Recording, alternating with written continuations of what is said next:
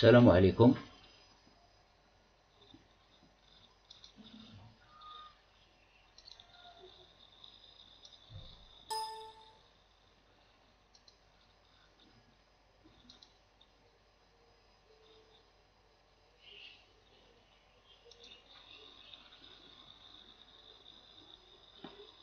مرحبا بكم مرة أخرى في المرحلة الثانية من دراسة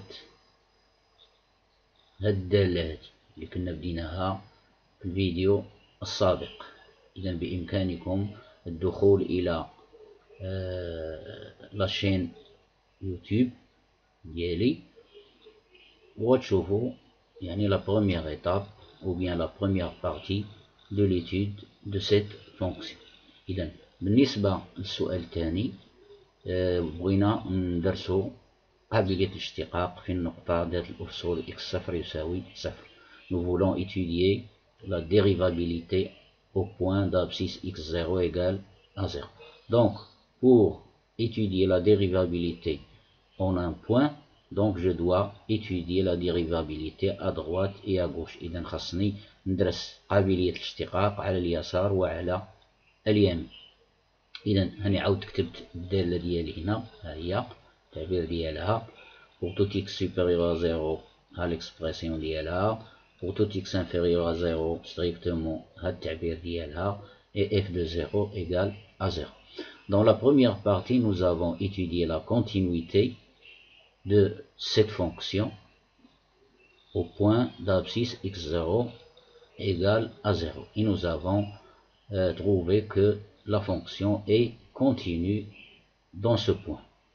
Maintenant, nous allons étudier la dérivabilité à droite. Alors, pour la dérivabilité à droite, nous allons utiliser la définition de la dérivabilité à droite d'une fonction quelconque f. Donc, c'est, on va calculer la limite quand x tend vers 0 à droite de 0 de f de x moins f de 0 de moins f de x0 sur x moins x0.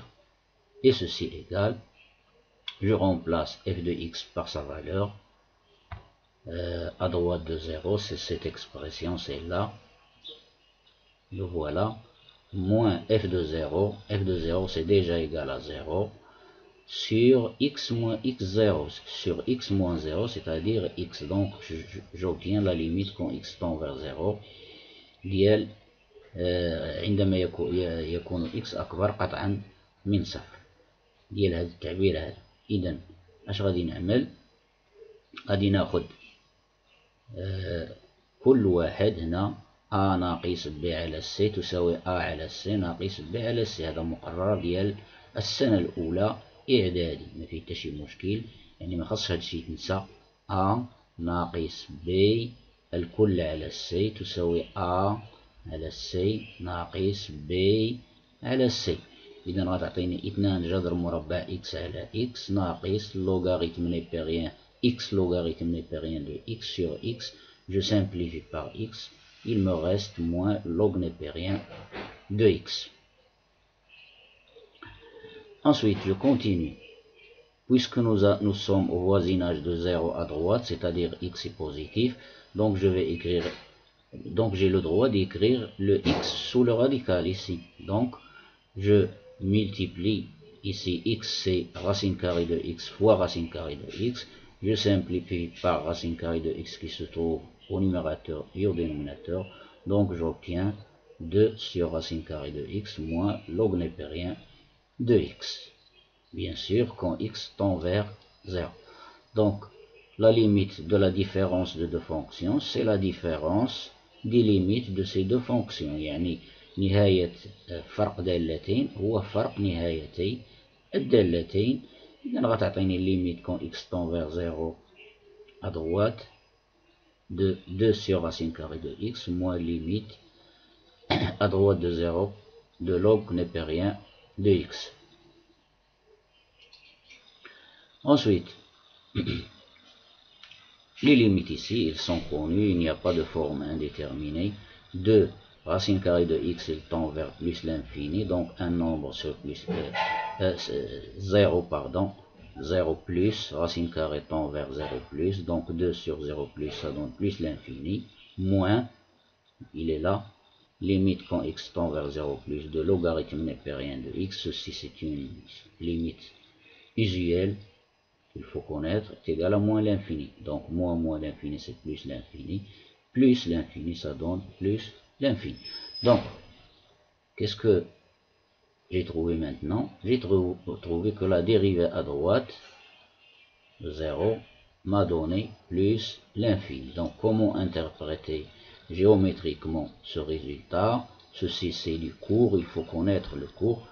Donc l'interprétation géométrique du résultat, cela veut dire ici j'ai trouvé l'infini, j'ai pas trouvé un nombre réel, donc je dis que f est non dérivable à droite au point d'abscisse x0 égale à 0, et cependant graphiquement le graphe de la fonction f admet au point d'abscisse x0 f de x0, 0 f de 0 c'est 0, une demi-tangente de direction le vecteur plus j. Pourquoi plus j et non pas moins j? Alors c'est une méthode très simple.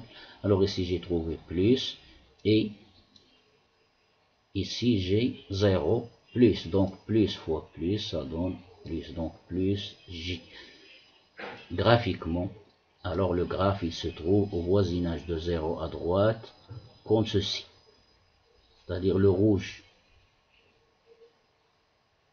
ce que j'ai coloré en rouge. Donc le graphe se trouve au voisinage de 0 à droite comme ça, tangente ici, et j'ai mis des points de suspension parce que je ne connais pas encore l'allure du graphe au-delà du voisinage de 0 par exemple. Il peut être croissant, décroissant, je sais pas. Ceci vient du fait de l'étude suivante de la fonction, c'est-à-dire le tableau de variation et ainsi de suite. Je passe maintenant à la dérivabilité à gauche، يعني قابلية الاشتقاق على اليسار بنفس الطريقة غنطبق التعريف ديال قابلية الاشتقاق على اليسار. Donc limite quand x tend vers 0, x inférieur strictement 0 de f de x moins f de x0 sur x moins x0, x0 égale à 0. Donc inférieur à 0, donc j'utilise l'autre expression, celle-là. Sur x moins 0 c'est x, alors je continue, alors je divise, je factorise et je divise en même temps par x, donc j'obtiens moins 1 demi x au carré sur x, ça donne moins 1 demi x, x facteur de 1 moins exponentielle moins x divisé par x, je simplifie par x, il me reste 1 moins exponentielle moins x. Donc de la même façon, la limite de la somme de deux fonctions, la première fonction c'est celle-là, la deuxième c'est celle-ci. Donc ça donne la somme des limites. Donc ça donne la limite quand x tend vers 0 moins de moins 1 demi x plus, le plus qui est ici, il est là, la limite quand x tend vers 0, x inférieur à 0, de 1 moins exponentielle moins x. Alors il n'y a pas de forme indéterminée. Quand x tend vers 0, ça donne 0. Et ici, ça donne 1 moins exponentielle 0, c'est 1. Donc 1 moins 1, c'est 0. 0 plus 0, c'est 0. Et voilà, j'ai trouvé un nombre réel. Et je n'ai pas trouvé l'infini. Alors 0, c'est un nombre réel qui n'est pas égal à l'infini. Donc, qu'est-ce que je vais dire maintenant? Je vais dire que la fonction f est dérivable à gauche au point d'abscisse x0, f de x0. x0 égale à 0 et f de 0 égale à 0. La fonction f est dérivable à gauche au point 0, 0, c'est-à-dire au point O, l'origine des axes. Alors, cependant, le graphe de f, il admet une demi-tangente, yani graphiquement, on peut dire aussi qu'il admet une demi-tangente de vecteur directeur moins i. Alors, le graphe de la fonction au voisinage de 0 à gauche il est de cette façon, c'est-à-dire le rouge.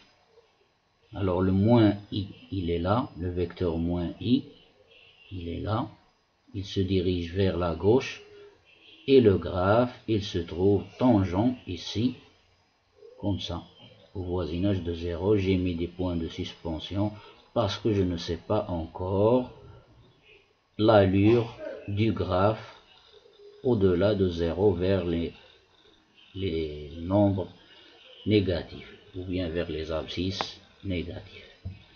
Alors maintenant, je passe à la page suivante pour terminer notre étude.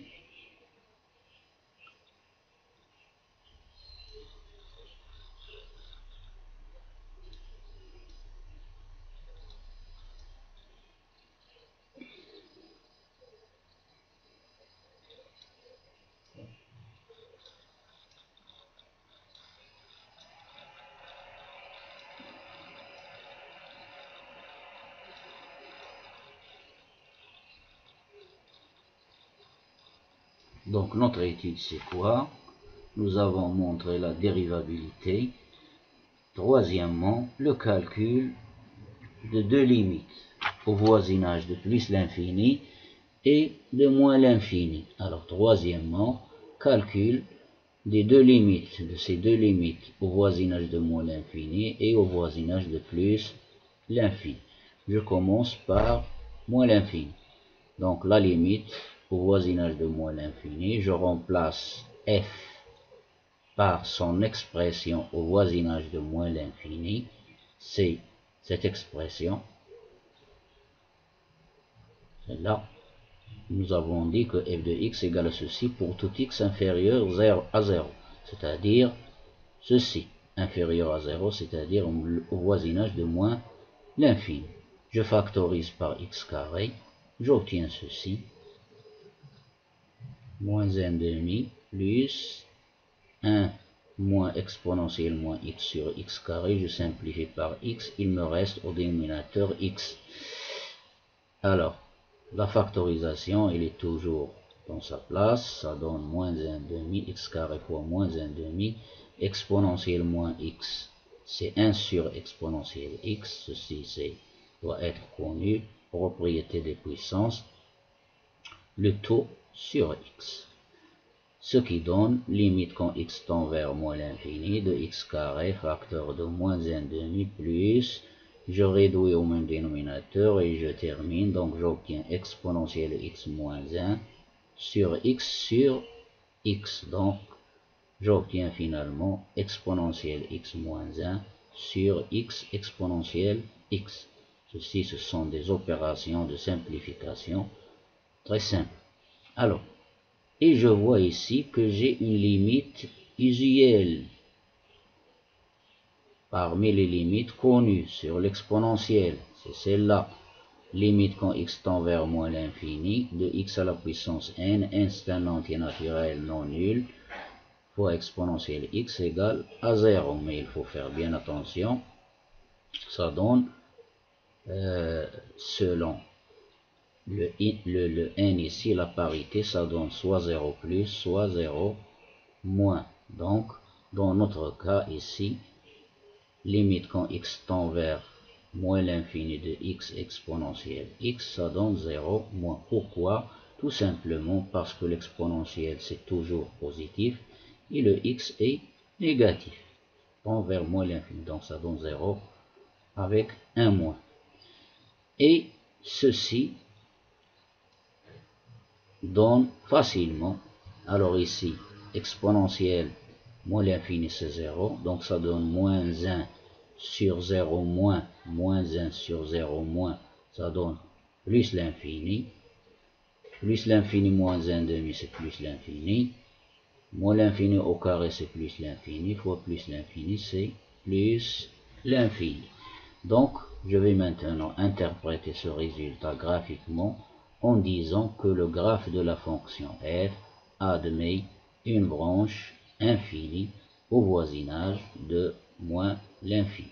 Comment interpréter géométriquement ceci? Alors, quand x tend vers moins l'infini, l'axe des abscisses, l'axe des x est celui-là, Alors regardez, tend vers moins l'infini quand x tend vers moins l'infini, f de x, l'axe des images, f de x tend vers plus l'infini. Donc, la branche infinie, ici, au voisinage de moins l'infini, se situe ici, où j'ai mis les deux croix avec un petit rond en vert. Donc, le graphe de la fonction au voisinage de moins l'infini se situe quelque part ici. Je ne sais pas encore quelle est sa forme. Sa forme vient du fait que nous allons étudier les branches infinies. Ceci, c'est une autre question qui vient par la suite. La même chose, la limite quand x tend vers plus l'infini, je remplace f de x par son expression au voisinage de plus l'infini, etc. Je factorise par racine carrée de x, j'obtiens ça. Ce sont des calculs très simples. Ensuite, ça donne racine carrée de x, facteur de 2. Comment j'ai obtenu ceci? Puisque je suis au voisinage de plus l'infini, donc j'ai le droit de mettre le x sous un radical. Donc x ici, c'est racine carrée de x au carré, et le 2 vient ici, fois logarithme de x, fois racine carrée de x au carré. Je simplifie par racine carrée de x, il me laisse, ou bien il me reste racine carrée de x. Maintenant, il n'y a pas de forme indéterminée. Racine carrée de x tend vers plus l'infini, et la parenthèse tend vers moins l'infini. Très simple. Donc, plus l'infini fois moins l'infini, ça donne moins l'infini. Donc, le graphe de la fonction f admet une autre branche infinie au voisinage de plus l'infini. Et cette branche infinie, il se trouve où? Alors, x tend vers plus l'infini. Regardez, x tend vers plus l'infini. Tandis que f de x, c'est-à-dire les images, tend vers moins l'infini, en bas. Donc, comme si on construit un point. Alors, x tend vers plus l'infini, f de x tend vers moins l'infini. Donc, le graphe de notre fonction se situe quelque part ici, où j'ai mis les deux croix avec un petit rond en vert. Voilà pour cette deuxième partie. Rendez-vous dans la troisième partie. إلى اللقاء في فرصة أخرى. السلام عليكم ورحمة الله.